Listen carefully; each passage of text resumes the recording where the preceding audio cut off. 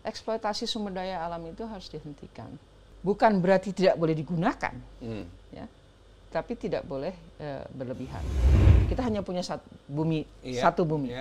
Kita sudah lihat bahwa 100 tahun itu penghancuran besar-besaran. Dalam proses perumusan reformasi ini, banyak pilar-pilar yang penting yang dikerjakan kemitraan, seperti desentralisasi.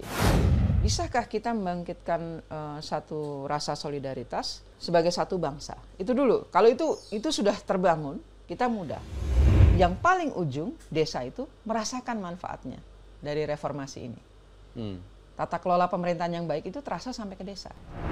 Pada akhirnya, yang menyelamatkan negara ini, itu adalah bagaimana cara kita berpikir kritis menghadapi saat ini dan menghadapi masa depan.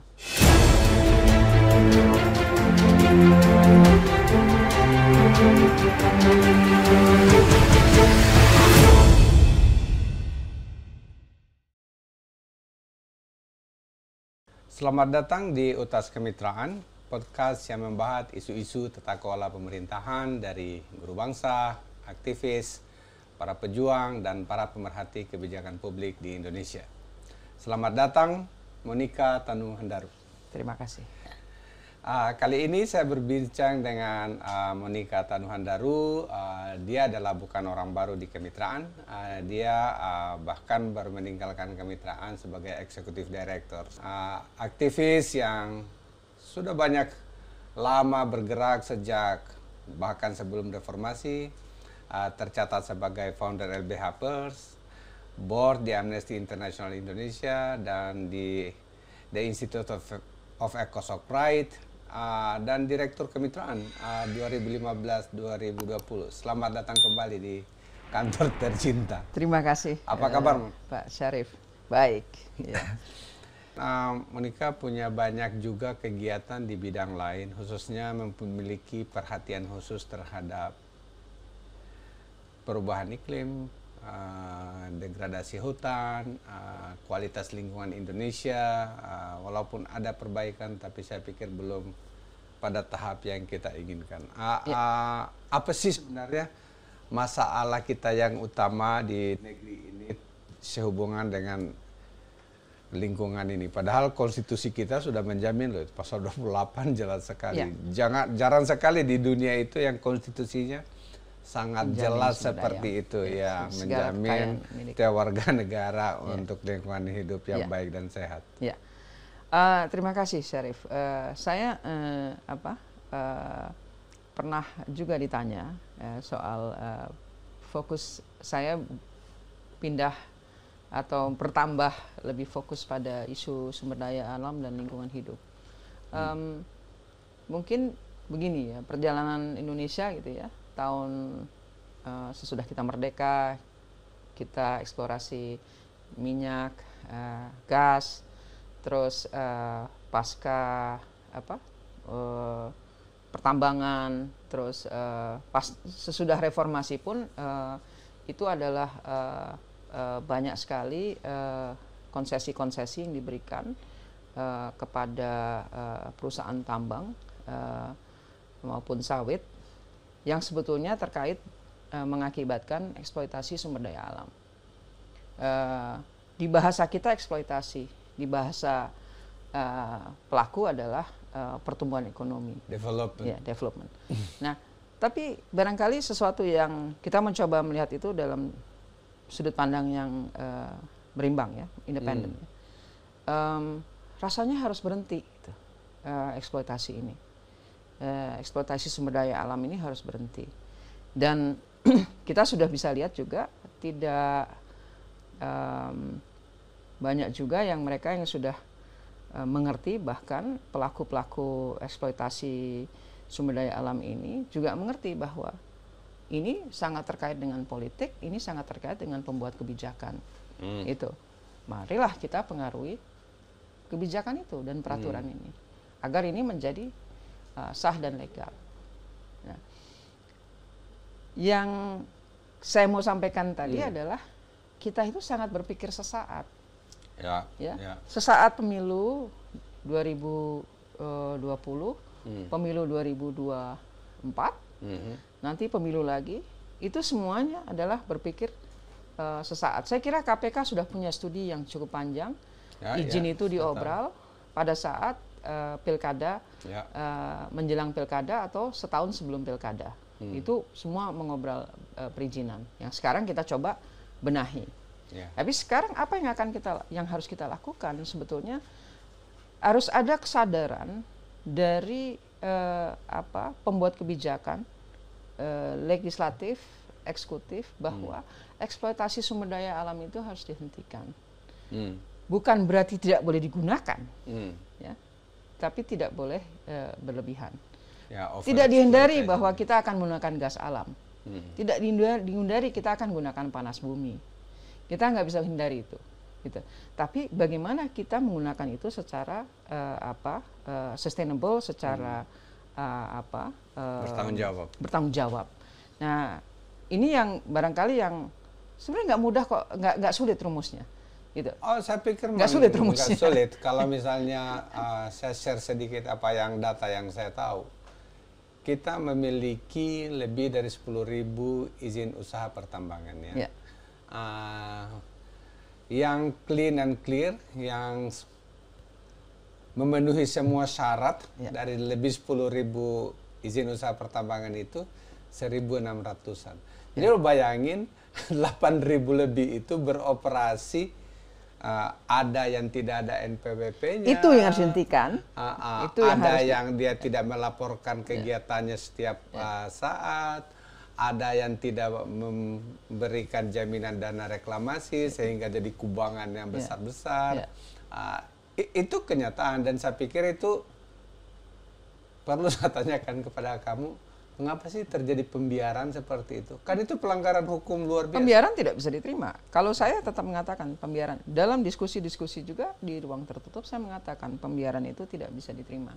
Jadi gini, kesalahan yang masa lalu, remedial actions tetap harus dilakukan. Ya. Dan remedial actions itu tidak pandang bulu. Harusnya. Tidak pandang bulu. Dan saya kira nggak terlalu sulit. Itu nggak sesuatu yang nggak sulit kalau mau serius. Kalau serius nggak. Gitu. Tinggal nanti beberapa kementerian dan lembaga yang tugasnya mengeksekusi siapa, yang tugasnya memberi sanksi siapa, yang tugasnya menegakkan hukum dan menginvestigasi siapa, sudah tinggal, sehingga apa? Ada semacam efek jera. Harusnya. Ada semacam efek jera, juga menghargai yang 1.000 sekian lebih itu yang melakukan hal yang baik. Yang proper. Proper, gitu. Kita harus juga menghargai perusahaan-perusahaan sektor swasta yang sudah melakukan hal yang baik, tapi melihat yang lain. Yang lain melakukan hal yang tidak baik, itu dibiarkan. Jadi saya kira ini mudah kok, nggak terlalu sulit. Dan saya selalu memberikan contoh, kalau kita dari Balikpapan ke Samarinda ya, kan kita lewat kawasan konservasi Bukit Soeharto itu kan. Ya itu jadi kubangan tambang semua yang by definition itu tidak boleh ditambang, tetapi ya pembiarannya besar-besaran. Saya punya mungkin harus kita coba cara pendekatan lain, Syarif, ya. Pendekatan penegakan hukum, pendekatan barangkali juga refleksi pada kita itu, apakah kita tidak cukup besar dalam melakukan upaya edukasi publik? Itu pertanyaan saya, karena setiap kali kita edukasi publik, lo lagi anggota yang nonton situ-situ lagi, ya, yang ditonton. Coba ya, saya suka ngamatin sih. Ini lagi yang datang acara, itu lagi kita bikin acara, itu lagi gitu. Jadi tidak ada jadi jamaah anti korupsi dan jamaah lingkungan kita itu, menurut istilahnya seorang teman, itu seperti jamaah salat subuh. Paling itu satu saf saja. Jadi itu lagi bukan jamaah hari Jumat, bukan jamaah hari Minggu kalau di gereja. Jadi jamaah yang bukan waktunya kebaktian gitu. Jadi memang orangnya sangat sedikit. Tetapi saya pikir memang pembiaran ini tidak boleh kita kita lanjutkan, karena kan gampang mendeteksi kerusakan lingkungan itu Beda dengan susahnya mendeteksi korupsi atau perdagangan narkoba kan. Kalau narkoba itu ditaruh di sepatu lah, ditelan dalam tubuh. Kalau korupsi itu kan dilakukan transaksi internasional. Kalau ini kasat mata udah kelihatan. Seperti itu kan sulit gitu. Tetapi kalau alam yang dirusak seperti kayak Gunung Botak di Maluku harus presiden turun tangan baru dimulai. Ini kayaknya memang something wrong gitu. Ini harus apa dong kita melakukan? Kalau misalnya campaign yang kita lakukan itu nggak cukup, dari pihak pemerintahnya harus melakukan apa? Saya kira atau APH-nya barangkali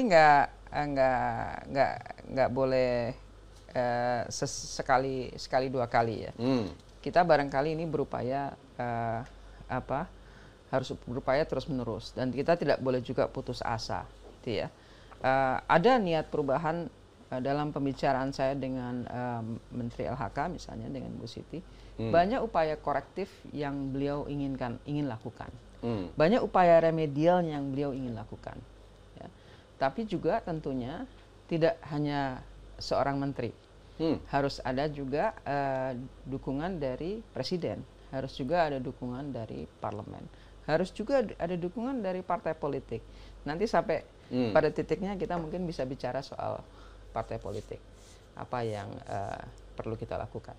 Jadi kayaknya harus ada upaya yang lebih dahsyat, yang lebih kuat, menyadarkan pada pembuat kebijakan dan saya sebutnya aja penguasa ya, penguasa dan sektor swasta, bahwa apa yang mereka lakukan itu harus dihentikan jika mereka melakukan hal-hal yang merusak lingkungan dan sebagainya. Tapi ada satu lagi sektor yang menurut saya menarik.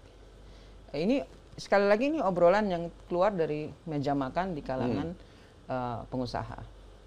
Kalau mereka diberi sanksi oleh perbankan atau keuangan atau investasi atau bursa, itu mereka takut. Itu yang sangat berpengaruh. Jadi mungkin itu juga salah satu cara yang smart untuk kita bisa melakukan. Kalau diomongin sama pejabat ya pejabatnya besoknya udah nggak ngomong lagi gitu, sekali aja. Tapi kalau nanti yang ngomong itu adalah satu sistem investasi, sistem peraturan yang membuat regulasi yang terkait dengan kalau kamu ini rating kamu jelek, itu aja udah selesai. Itu nggak ada masuk dalam investasi luar negeri atau buyer misalnya. Jadi terpaksa itu juga kita lakukan. Gitu. Jadi sanksi ekonomi itu penting. Ada hal yang menarik sebenarnya soal seharusnya Indonesia itu menurut saya selalu belajar dari masa lalu, tapi jangan kita melupakan masa lalu itu loh. Dulu kita anggota OPEC. Kita salah satu pengekspor minyak di dunia. Nah, sekarang kita net importer. Kita importer. Jadi memang tidak sustainable barang itu. Yang kedua, saya terus terang agak kadang takut melihat ketika saya di KPK misalnya, tiba-tiba ada yang menelpon ke KPK, ini Pak ada perusahaan tambang menggali. Di mana?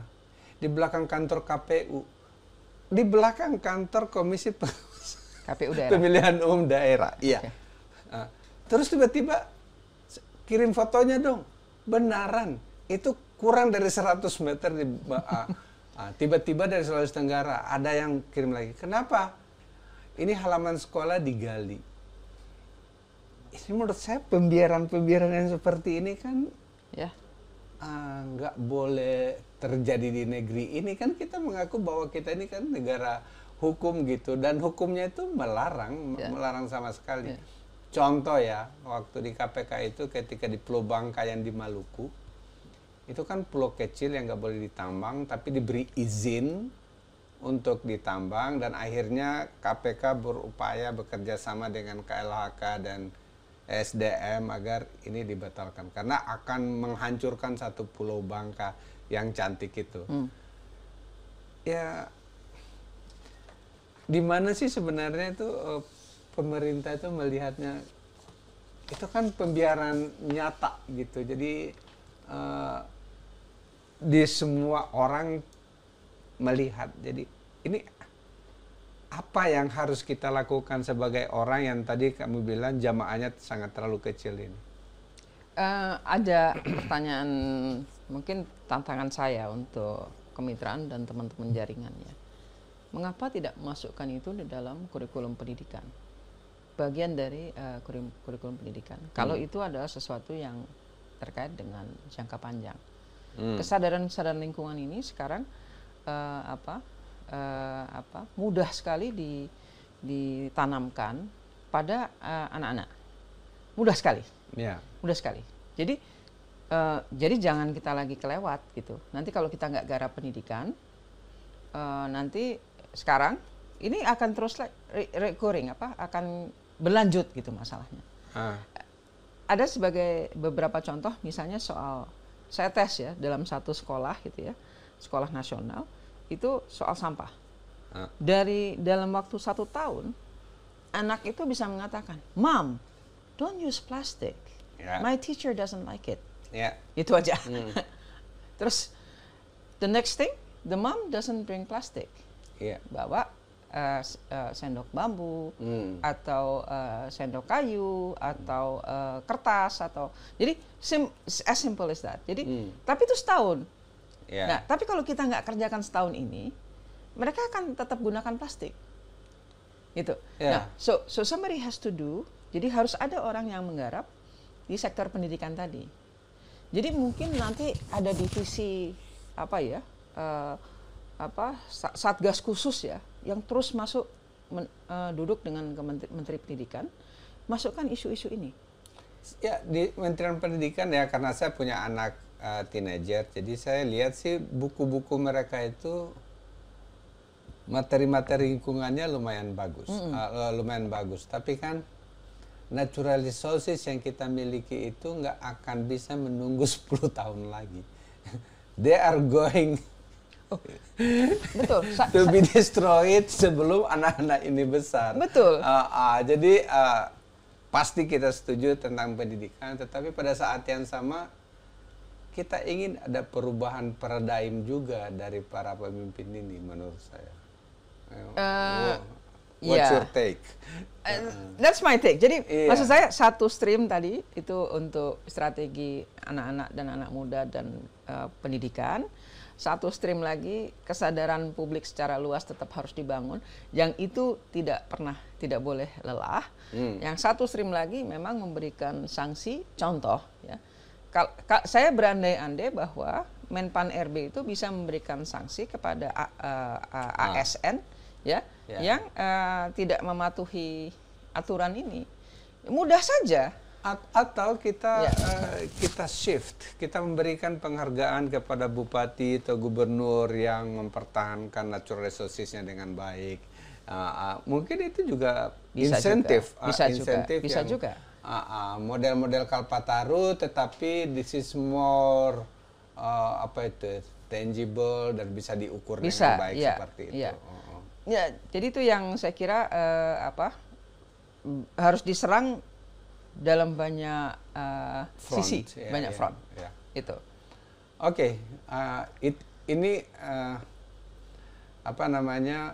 bencananya menjadi seperti kamu, karena kamu kerja di lingkungan, di korupsi, di mana-mana. So I want to ask you some other question yang nggak berhubungan dengan lingkungan, tapi masih pasti tata kelola. Kan kita ingat pada waktu reformasi kita itu kan tuntutannya jelas banget. Hilangkan KKN. Korupsi, kolusi, nepotisme. Nah, itu saya ingat ada empat tuntutan. Apa itu, coba kamu ingatin lagi? Adili Suharto. Bubarkan Golkar.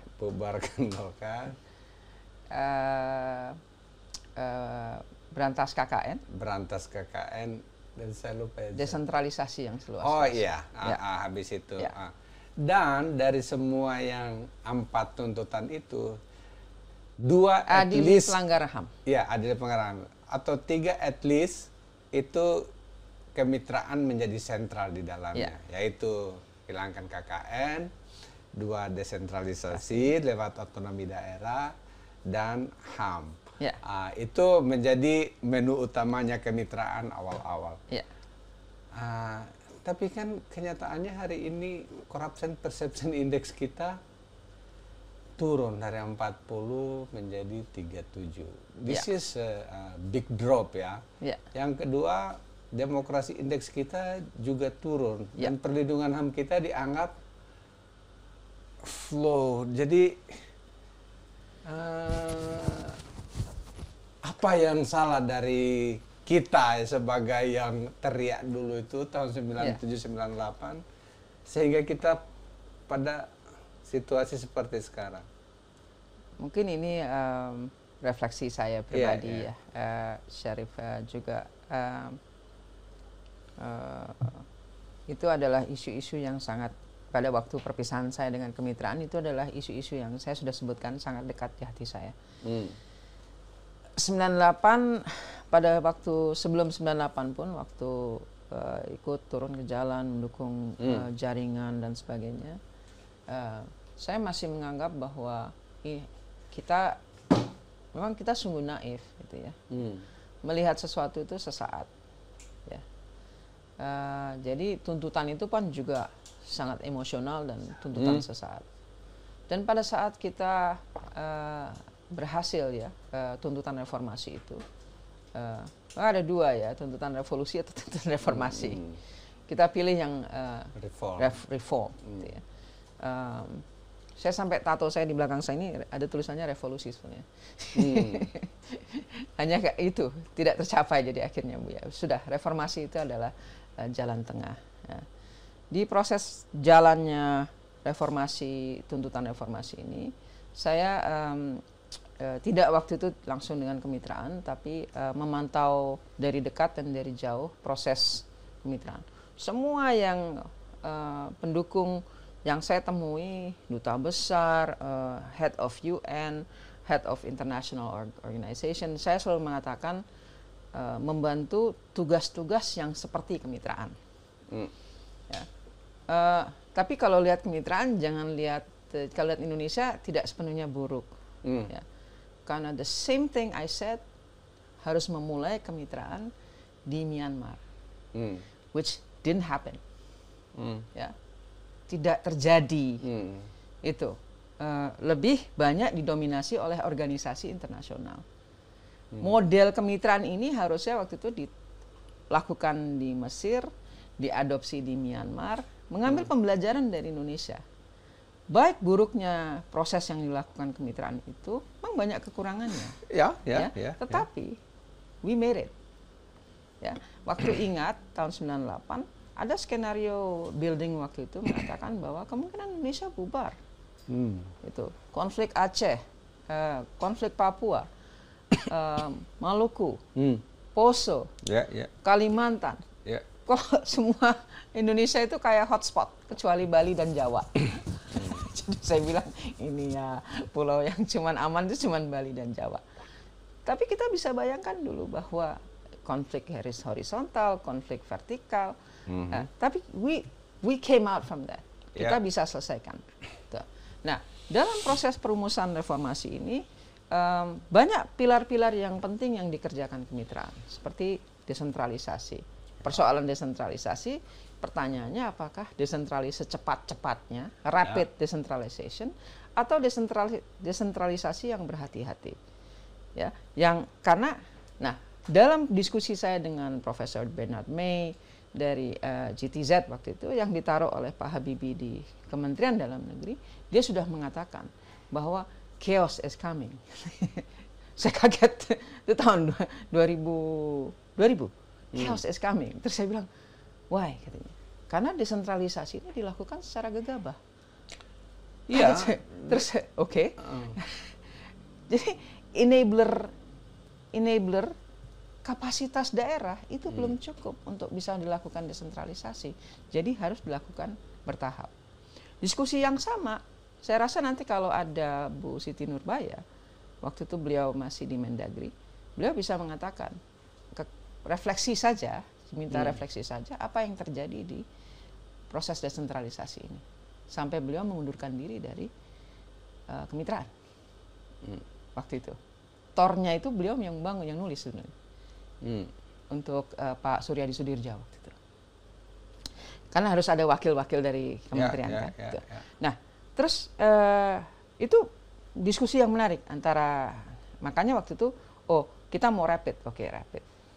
Tapi waktu itu saya bertanya pada beberapa, ada 2 orang ahli dari Jerman yang didatangkan, karena itu Pak Habibie minta bantuan, maka dikirimkan 2 orang.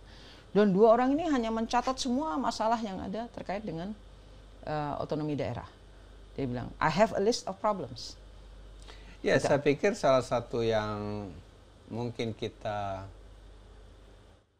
salah menimbang-nimbang waktu awal-awal itu, baik pemerintah maupun masyarakat sipil, adalah menetapkan otonomi daerah di kabupaten. Yang akhirnya kan overexploitation of natural resources terjadi banyak di kabupaten. Nah, itu mungkin salah satu. Dan memang contoh best practices-nya tidak ada otonomi itu di kabupaten. So at least kalau negara bagian biasanya di state seperti itu. Yang kedua, mungkin kata bubarkan Golkar, saya tidak tuntutan kita untuk bubarkan Golkar itu, tuntutan mahasiswa adalah tidak dalam kata bubarkan Golkar, tapi mereformasi partai. Ya, mereformasi partai politik. Nah, itu tidak kita lakukan juga. Jadi yang tidak ada partai yang terbubarkan, dibubarkan tapi terbubarkan, tapi ada partai-partai baru. Tapi kita tidak betul-betul pernah mereformasi. Hakikatnya pendirian partai politik itu bukan hanya berkuasa dan menang pemilu, tetapi dia harus mewakili kepentingan rakyat, gitu. Jadi hanya suara saja, itu. Terus itu kalau soal tata kelola terkait dengan HAM, ya. Saya kira kalau dipertimbangkan, ya ada, kita tidak bisa menyelesaikan pelanggaran, tidak ada pelanggaran HAM masa lalu yang terselesaikan, saya kira. Tidak ada satu yang berani masuk ke meja hijau. Jelas ada buktinya, jelas ada pelakunya, jelas bahkan ada yang dihukum. Contoh misalnya kasus Munir, gitu ya. Jelas di Rut Garuda itu terlibat, tapi tidak ada hukuman pada atau proses peradilan pada yang lebih tinggi, intellectual actors. Dan menurut saya ini akan berlangsung terus-menerus gitu. Soal pelanggaran HAM yang sekarang paling mudah itu di depan mata, misalnya Semanggi, Trisakti, banyak kasus-kasus HAM lagi yang lainnya yang tidak pernah terungkap. Which is menurut saya itu salah satu kekecewaan saya, kenapa saya merasa mungkin 20 tahun lebih ya, 22 tahun gitu ya, bergerak di era reform, di proses reformasi itu tidak, ini refleksi saya pribadi, saya merasa gagal. Ya, saya pikir semua orang yang 97, 98, 99, jadi saya tuh agak bersyukurnya 97, 98 saya di Brisbane. Jadi ketika saya pulang, saya hanya ikut how to fill in the gap gitu kan. Tetapi saya pikir semua kita yang merasakan itu, semua harapan itu slip away. Akhirnya seperti yang kita nikmati sekarang. KKN tidak bisa kita selesaikan. Reformasi partai politik ya bahkan lebih buruk menurut saya dibanding yang dulu. Oleh karena itu saya pikir ini sangat berbahaya juga bagi keutuhan negeri. Ini saya tanyakan kepada setiap narasumber saya, termasuk Pak Zumardi Azra, Romo Petrus Turang. Bagaimana sih kamu melihat sekarang itu cohesiveness Indonesia gitu? Karena kelihatan, saya melihat bahwa tadi kamu menyebut beberapa konflik terjadi kan, kok kita kembali akhirnya pada hal seperti itu, bahkan ya kehidupan bernegara kita itu nggak aman-aman saja. What do you actually think about this bukan ini sudah dalam sejarah Indonesia dari dulu, tapi bagaimana kita harus melihatnya dalam kacamata yang baru dan agar ini bisa kita selesaikan. Saya mungkin yang pernah dalam satu diskusi dengan Wan Tanas ya, gitu, Jenderal Bintang 3, Pak Bambang Darmono, saya pernah bilang Indonesia sudah bubar, di dalam on the brink of bubar. Dia kaget, kok berani sekali kamu ngomong gitu sama saya. Saya bilang tidak ada solidaritas kita. Di Aceh ada apa? Di Papua ada apa? Di Makassar ada apa? Kita nggak peduli kok. Dia tanya aja sama anak muda itu. Coba tanya anak muda itu. Do they care? Enggak. Wah. Terus dia bicara dengan kepala BKKBN. Kawannya, saya lupa namanya. Dia telepon, habis itu telepon saya. Yang kamu bilang itu benar, Mon. Hati-hati nih dengan Indonesia ini. Memang sudah tidak ada lagi satu rasa Indonesia. Akhirnya kita, ya sudah, kalau gitu cobalah Bapak garap di kalangan anak muda. Yang akhirnya dengan Mardiah bikin Menjadi Indonesia. Bagaimana mendorong anak muda itu menjadikan Indonesia yang kita mau. Sekali lagi saya senang dengan anak muda karena begini.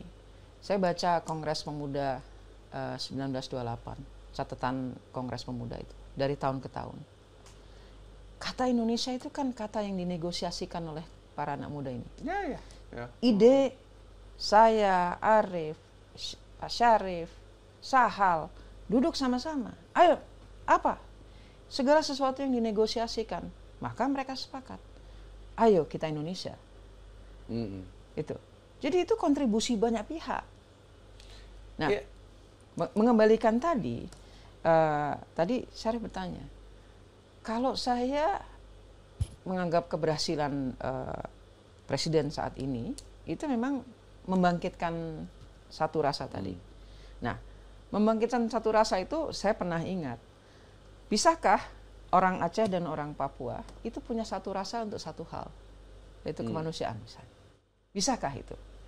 Bisakah kita membangkitkan satu rasa solidaritas untuk sebagai satu bangsa? Itu dulu. Kalau itu sudah terbangun, kita mudah. Ada dua cara memang. Pertama memang merangkai Aceh sampai Papua ini dengan infrastruktur. Itu nggak bisa dihindari itu infrastruktur. Yang kedua dengan informasi. Informasi itu lewat informasi sendiri maupun edukasi. Ya, gitu. Tetapi ada hal yang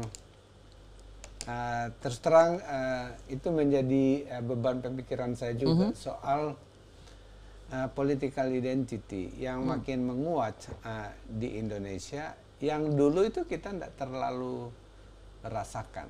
Betul. Ketika saya masih muda. Dan sekarang itu sangat menguat dan menurut saya ini lumayan berbahaya.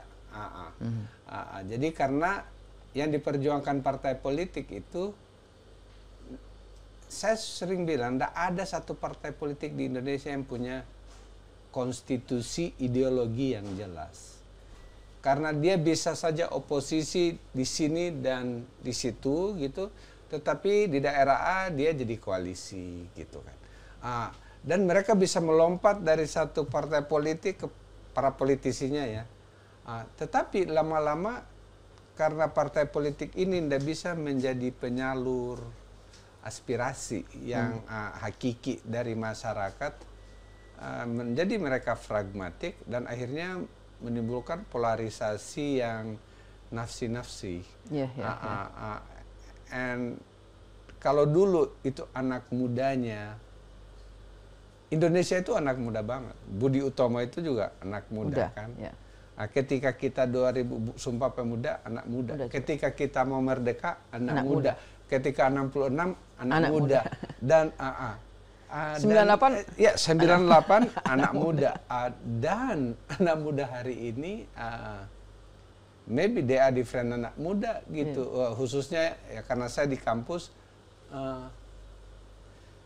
saya melihatnya belum bisa mengetahui arah mereka ini kemana. Ini bagaimana supaya kita bisa glue together lagi nih dari Sabang sampai Merauke-nya ini. Iya. Dan saya pikir itu harus butuh keteladanan. Kalau nggak ada keteladanan, saya pikir susah. So what is your take? Memang this is challenging ya. Artinya apa yang disampaikan Syarif tadi menghargai yang disebut Bhinneka Tunggal Ika yang sudah kita sebut-sebut dari sejak kita merdeka itu tidak mudah untuk dilakukan. Ya. Tapi banyak hal yang sudah dilakukan, contohnya kemitraan sebetulnya itu sudah memberikan banyak pondasi soal menghargai keberagaman ini. Bahkan kemitraan berani masuk ke wilayah misalnya inklusi sosial itu ya, dengan masyarakat adat, dengan kelompok disabilitas dan sebagainya. Tapi kembali ke tadi yang pertanyaan Syarif pada saya, banyak hal yang kita bisa lakukan, tetapi do it in a way yang itu bisa punya impact. Ya. Ya. Jadi buat yang sering mengelola proyek, ngertilah ya. Donor itu kadang-kadang hanya mau segini, ya. Mau tidak mau kita harus mengatakan pada pendana atau donor atau apa, kita mau impactnya segini. Itu yang harusnya kita bisa lakukan. Jadi kalau ini kita maunya segini, kita maunya segini. Kita punyanya segini, dengan punyanya segini kita harus punya impact segini. Paling tidak secara cerdas kita juga bisa mengedukasi who are the influencers. Itu dulu, who are the influencers. Suka tidak suka, there is so-called digital disruption. Yeah. You're looking at somebody yang followernya 200.000, 2 juta, 300.000. Tapi kan ada beberapa hal memang yang menurut saya bahwa Indonesia itu dari dulu itu anak muda seperti yang saya bilang tadi. Pada saat yang sama itu kan fabrik kita bernegara itu saya pikir lumayan strong seperti itu. Dan civil society ini saya pikir suka dan tidak suka itu memberikan kontribusi yang sangat besar terhadap perkembangan negara kita. Dan saya selalu berharap bahwa pemerintah seharusnya tidak melihat kelompok-kelompok independen ini sebagai musuh gitu, tetapi sebagai mitra untuk membesarkan negeri. Jadi saya pengen dengar komentar khusus kamu soal, saya pikir CSO itu bukan musuh bangsa gitu. Itu adalah pilar satu negara yang akan membesarkan negeri ini. Saya kira kesalahan besar kalau ada pemerintah atau pejabat pemerintah yang mengatakan bahwa CSO itu musuh. Ya. Tapi anak-anak banyak yang merasa seperti itu sekarang. Mereka mengeluh, kenapa kita berbeda pandangan itu seperti dianggap sesuatu yang tidak mendukung bangsa ini gitu. Oh ya, enggak juga. Kita mendukung bangsa ini dengan cara kita dong. Betul. Enggak ada yang mengatakan bahwa CSO itu adalah musuh bangsa. Tidak ada mahasiswa reformasi 98. Ya. Enggak ada itu. Hari Pejabat. ini. No, merit based system Yeah. ASN. Sekarang kita masih ketemu dengan menikmati sekali merasakan bahwa pejabat yang memang berprestasi, punya integritas, mendapatkan promosi. Zaman dulu enggak bisa itu. Ditunjuk. 98 ditunjuk gitu. Ditunjuk. Itu harusnya pejabat berterima kasih. Kalau 98 tidak ada, nggak ada ini yang namanya keterbukaan, merit based system, reformasi birokrasi, nggak ada. Dulu ditunjuk dan ini gaji kamu sekian, udah kamu terima aja. gitu. Kalau kurang cari dari tempat lain, gitu ya. Iya. Nah, kembali ke soal CSO, justru saya juga dalam perbincangan saya mendorong bahwa kekuatan masyarakat sipil itu adalah kekuatan yang dahsyat. Mereka punya energi yang sangat besar, yang sebetulnya bisa bersama-sama menyelesaikan masalah. Diajak untuk menyelesaikan masalah. Sudut pandangnya boleh berbeda. Ya. Cara menyelesaikan masalahnya boleh berbeda, tapi mereka harus bisa diajak duduk satu meja. Saya pemerintah, Syarif adalah CSO. Sudah, kita bicarakan hal yang sama ini. Ini ada pot, ada tanaman, kita bicarakan yang sama. Tapi saya melihatnya angle dari sini, masyarakat sipil yang sama. Barangnya sama. Nah, sekarang kita cari bagaimana caranya ini lebih baik, ini tumbuh lebih subur, ini bisa lebih maju gitu. Seharusnya barang yang sama. Iya, seharusnya itu. Oleh karena itu kan itu terrefleksi dari nilai indeks demokrasi kita yang menurun. Sehingga seakan-akan ini keluhan teman-teman kita ya. Itu kok kita sekarang ini seperti dianggap nggak mau melihat tanaman ini tumbuh subur gitu loh, padahal hanya berbeda pendapat doang. Ini harusnya apa sih yang harus dari segi pemerintah ya untuk agar demokrasi kita lebih baik ke depan itu? Harusnya seperti apa? Ya, kalau menurut saya gini, ada dua.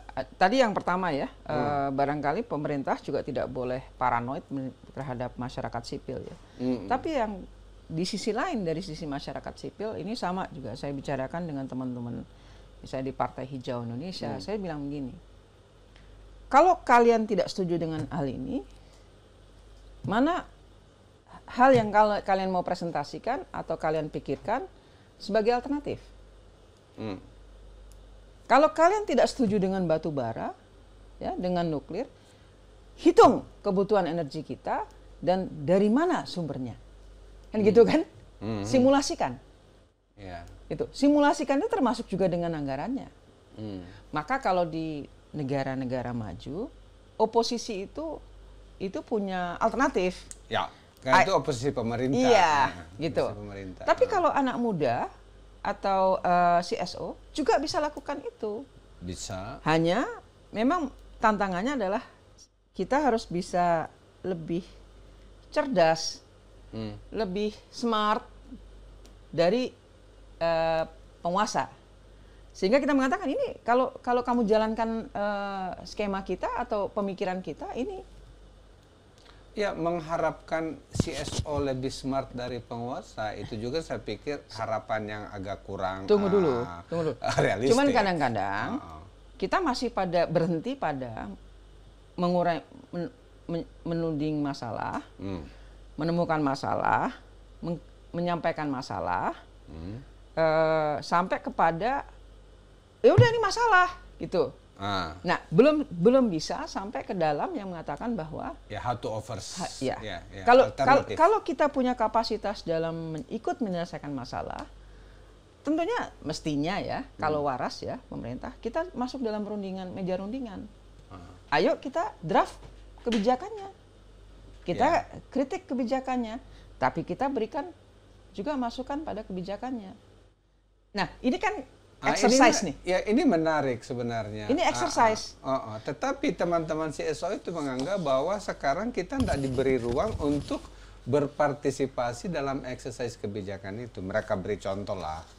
Undang-undang Minerba cepat banget, undang-undang KPK cepat banget. So mereka punya alternatif, tapi tidak diberi ruang yang cukup untuk berkontribusi. Dua itu ya, undang-undang KPK, undang-undang Minerba itu sangat mengecewakan pemerintah. Iya. Itu saya mengikuti betul ya, dirumuskan dalam waktu sesingkat-singkatnya dan dikerjakan dalam waktu sesingkat-singkatnya, tanpa konsultasi dan tanpa masukan dari mana-mana. Ya, saya nggak tahu dari mana. Iya. Oke. Sebagai teman-teman yang ikut berjuang, ikut membesarkan kemitraan, memperluas, pastikan kamu juga belum cukup puas ya dengan apa yang kita capai sebagai rumah kita ini gitu. Kalau misalnya ini minta nasihat juga sebenarnya. What do you want me to do gitu untuk supaya kemitraan ini kita masih bisa berperan. Kemarin saya terus terang agak sentimental ketika saya ngobrol dengan beberapa pendiri kemitraan. Salah satunya Pak Petrus Turang. Dia bilang, kami mendirikan kemitraan itu sebagai rumah Indonesia. Makanya ada perwakilan dari Aceh, dari Papua, ada saya, ada Cak Nur, ada siapa. Dan Azumardi juga ngomong seperti itu. Jadi rumah Indonesia itu masih merupakan cita-cita mereka yang baik. Tetapi kan kita di kemitraan ini kan punya keterbatasan yang sangat banyak juga. Tetapi if you want to say one or two sector that we need to do, apa atau kita ingin perluas gitu, seperti apa? Yang pertama soal rumah Indonesia dulu ya. Tadi tanyakan ke saya rumah Indonesia. Sebisanya memang mengakomodir aspirasi dari Aceh sampai Papua. Which we haven't done. Dulu kita punya kantor di Aceh, punya kantor di Papua. Sekarang nggak punya kita. Atau semacam pemikiran yang kita serap.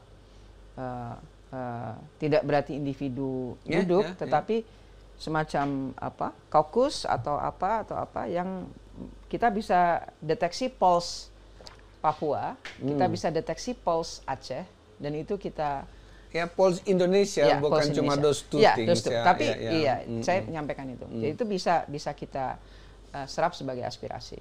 Yang kedua, mungkin kalau ditanya seandainya hal-hal yang bisa dikerjakan kemitraan mungkin 3-5 tahun ke depan itu adalah big data. Big data. Big data. Big data itu sekarang ini kita dengan cepat bisa membaca semua. Saya kira ada Raja Wali, ada Sahal, ada beberapa teman di sini. Saya pernah minta untuk membaca Twitter selama 6 bulan. Dan itu bisa keluar semua. Dengan search engine-nya. Apa yang menjadi concern dari Sabang sampai Merauke gitu. Itu mudah gitu. Asal dikasih komputer dengan kapasitas besar, dia bisa membaca itu. Tren. Isu-isu ini yang keluar di media sosial itu contoh saja untuk big data. Tapi kita sekarang juga bisa menggunakan big data untuk banyak hal.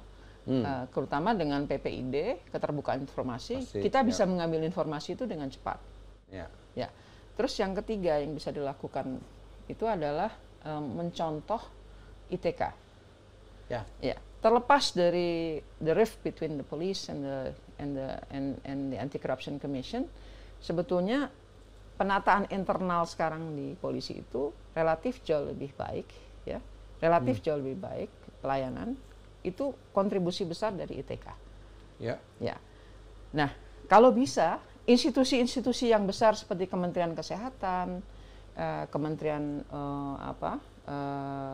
KLHK misalnya, itu membuat semacam governance index mereka, good governance index mereka. Saya ingin beritahukan bahwa indeks tata kelola kepolisian dan Indonesian Governance Index itu sekarang Pak Tito, Menteri Dalam Negeri, ingin memperluas itu, dan sekarang kita in the process of membuat untuk menilai provinsi, kabupaten, kota.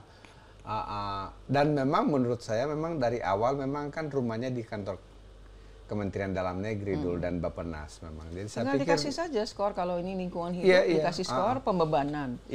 Kalau soal waste management dikasih skor pembebanan. Dikasih itu aja. Saya pikir memang penting. Itu pengembangan dari IGI. Masuk ke sektor-sektor, sama bisa digunakan untuk menilai kinerja pemerintahan provinsi dan kabupaten. Terus yang saya mau sampaikan lagi adalah desa. Ya. Pada saat saya mencoba masuk ke desa, itu banyak juga yang mengkritik. Mitraan ngapain masuk ke desa? Waktu itu saya bilang begini, because I don't trust national policies, itu bisa dieksekusi sampai desa. Ke tingkat desa, nah, ya. Ini test case saja untuk kami. Apakah betul yang kita sampaikan di tingkat nasional, yang kita anggarkan di tingkat ya Inpres, ya Perpres, segala macam itu bisa berimbas pada tingkat tapak. Kalau itu bagus, dan kita pelajari kenapa itu bagus. Kalau itu tidak sampai macet di provinsi atau macet di kabupaten, kenapa itu macet di kabupaten? Jadi itu sebetulnya exercise kita dengan desentralisasi dan otonomi daerah. Bahwa yang paling ujung desa itu merasakan manfaatnya dari reformasi ini. Tata kelola pemerintahan yang baik itu terasa sampai ke desa. Itu menarik. Jadi kalau ditanya kenapa kok nggak ada harapan lagi di tingkat policy nasional banyak sekali.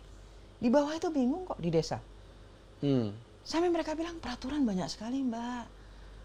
Kalau peraturan yang turunin ke kita itu banyak sekali. Iya. Itu. Jadi soal desa ini memang ketika saya masuk kan saya mewarisi itu ya, khususnya desa peduli gambut. Terus saya melihat ini sesuatu kan exercise baru dari kemitraan, tetapi somehow itu sangat tangible. Tangible dan alhamdulillah oleh BRG misalnya backbone. Itu menganggapnya sebagai sesuatu yang baik dan kita akan tetap lanjutkan. Dan mungkin yang akan datang kalau dulu kita desa peduli gambut, tetapi mungkin desa mangrove, pasti itu karena sekarang menjadi bagian. Tapi pada saat itu mungkin desa bambu, desa kelapa, desa yang komoditi, yang komoditi yang khusus gitu, tapi dengan pendekatan tata kelola dan tata lingkungan yang lebih sustainable. Memang.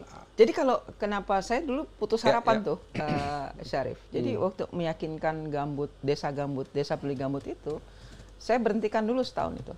Saya bilang, if we don't work in the village, don't talk to us. Saya bilang gitu.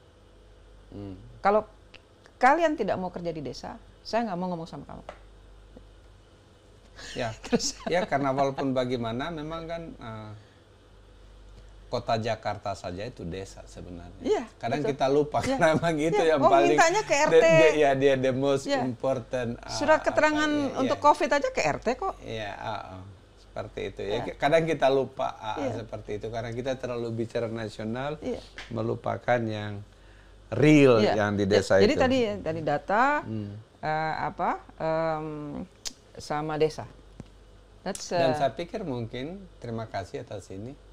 Kalau ada big data desa oleh pemerintah yang benar-benar sangat komprehensif, that's Indonesia. Tuh, sudah dengar? Iya. Big data desa? Iya, seperti itu. Dan sekarang kita bekerja dengan cukup harmonis dengan Pak Menteri Desa yang sekarang ini. He's good. Terakhir terakhir ini harus sulit pertanyaan. Tidak apa-apa. Tapi saya pikir harus ada dari 3 poin yang kita ceritakan tadi, lingkungan hidup, anti korupsi, nilai demokrasi yang baik di Indonesia, dan keterlibatan CSO. Apa yang kamu harapkan dari pemerintah untuk mengadres ini sebelum pemilu yang akan datang? Yang pertama supaya ada legasi yang bisa kita nikmati. Kalau dari pemerintah saya kira harus mulai melihat, menimbang dan memperhitungkan CSO. Pemerintah harus juga bisa menggroom CSO. Menggroom itu artinya to nurture CSO. Karena itu bagian dari demokrasi. Kalau saya misalnya menteri, saya akan panggil dulu. Ini teman-teman CSO, saya tanya, what is the problem? Itu. Apa yang menjadi masalah? Apa yang menjadi masalah utama? Bagaimana kita menjawabnya?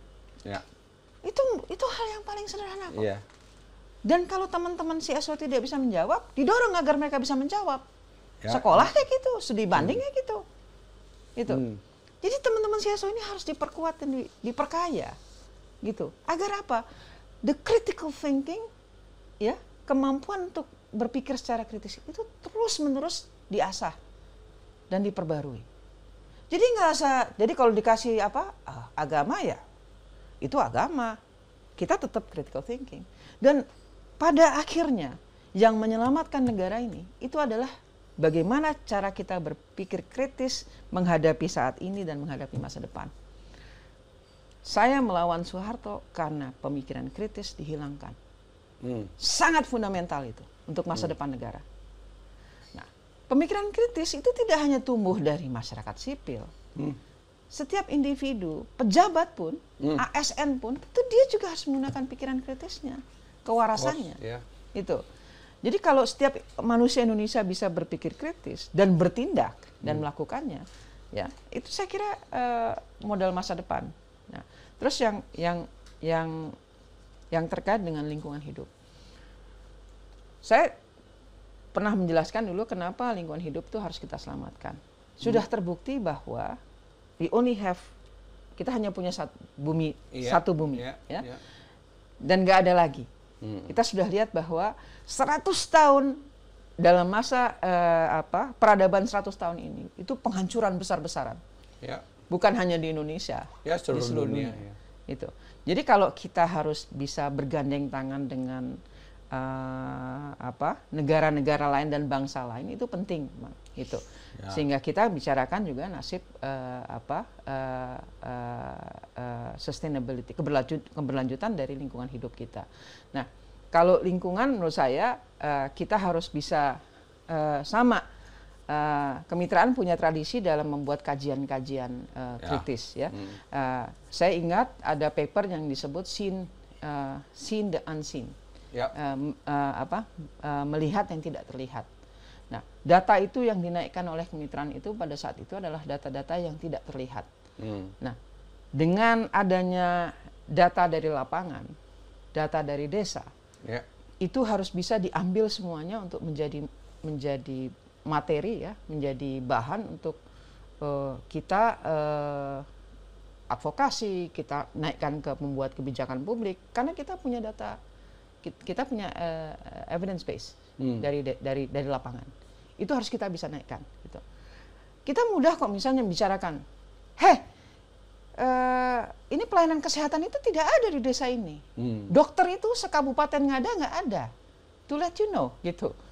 Dokter sekabupaten Rote itu tidak ada dokter.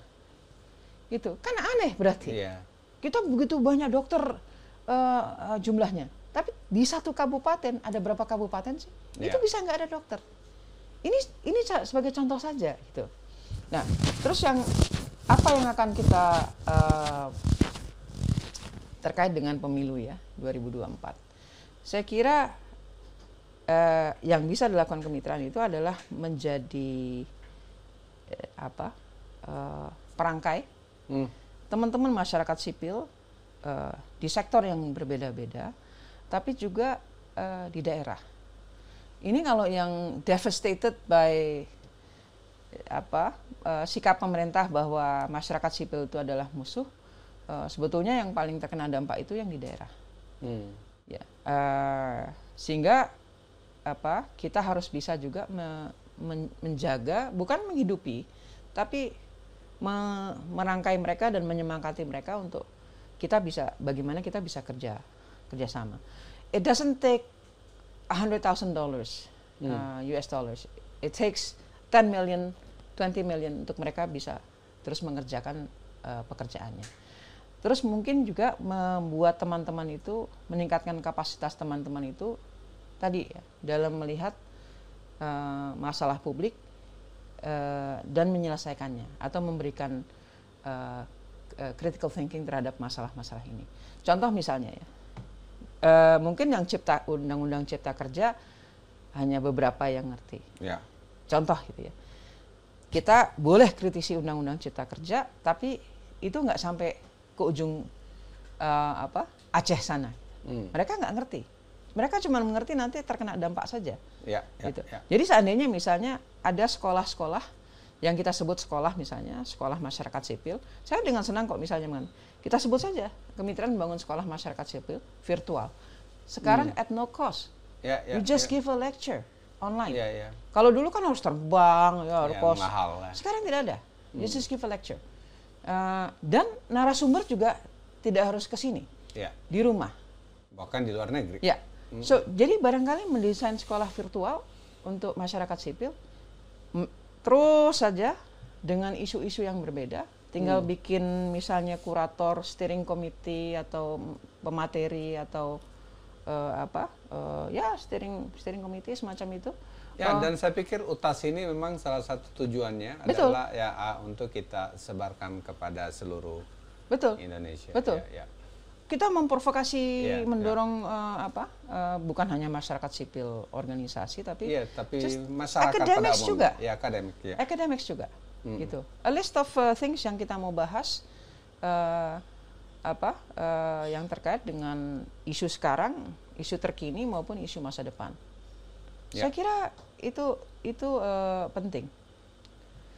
Mungkin sekolah virtual di zaman COVID ini itu kontribusi kemitraan yang paling besar.